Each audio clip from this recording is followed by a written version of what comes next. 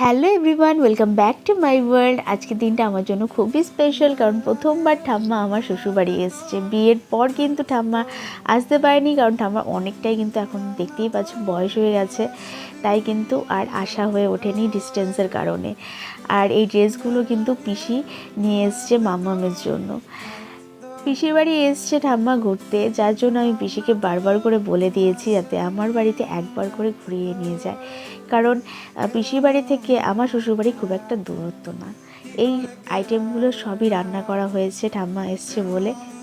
আর এখন বসে পড়েছে লাঞ্চ করতে।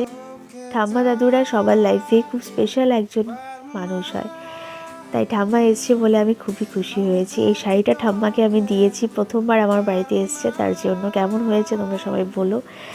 খাওয়া দাওয়ার পর খানিকক্ষণ রেস্ট করে এখন চা খাচ্ছে। অনেকবার বলেছি থাকার জন্য, বাট থাকবেই না, কিছুতেই চলেই যাবে।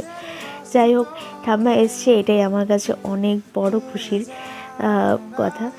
আজকের মিনি ব্লগটা আমি এখানে এন্ড করছি। দেখা হচ্ছে অন্য কোনো